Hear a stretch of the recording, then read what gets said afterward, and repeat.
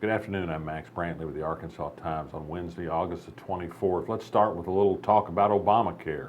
The state issued its monthly report yesterday on the number of people who've enrolled in the private option version of the Obamacare Medicaid expansion in Arkansas. More than 300,000 people now have health insurance. This is about 50,000 more than would be expected. This is good news, and it comes at a time when there's been some reporting about a rise in insurance rates on the private companies that provide coverage under the private option program. The federal government today issued a report that shows how some 70% of Arkansans won't feel that increase because they get tax credits that cover the cost, and the costs are lower than they were expected to be. The short-term outlook is for a reduction in medical costs. Good news all around about Obamacare, though there are obviously some problems in the states that didn't adopt the expansion.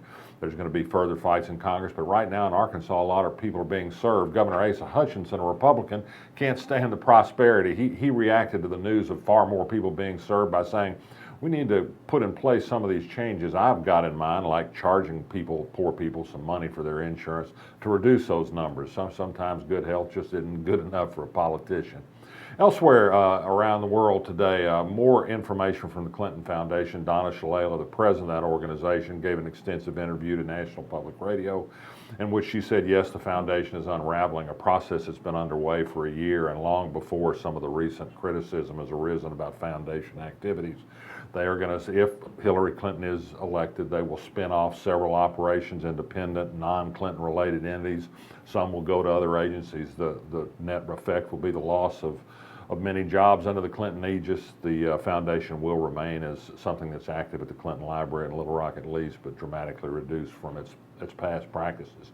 Marijuana continues to be in the news. A group formed papers yesterday for a coalition to fight the medical marijuana initiatives on the ballot.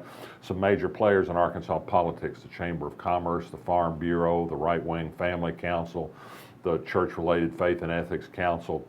There's a strong religious element in most of these organizations. The Farm Bureau, for example, is always lined up with conservative religious causes on social issues, and so there's not some surprise to it.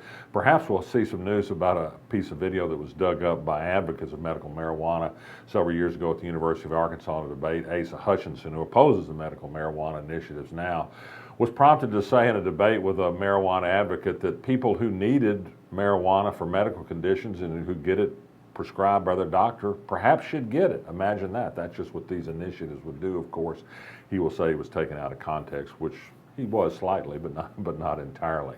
I urge you to pick up the Arkansas Times this week or go online at arctimes.com and read David Kuhn's excellent interview with Little Rock Police Chief Kenton Buckner.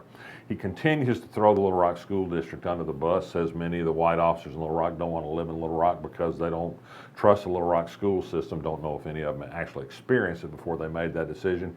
He also gave the quote of the year and saying a lot of these officers don't want to live in Little Rock because, hey, the crime rate's high here. Well, okay, maybe the police can do something about that.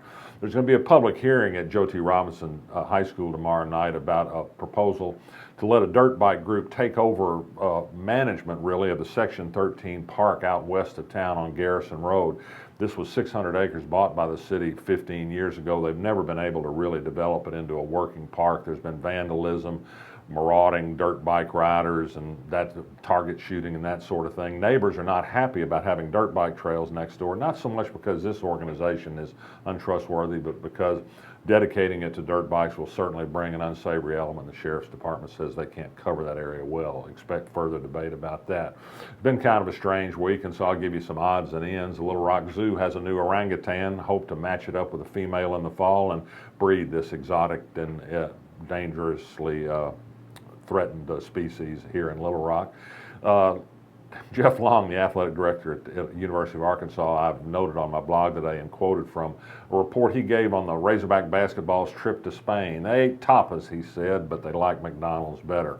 And finally, my shirt report today, this stain is from Bruno's new soup sandwich and salad place on Main Street.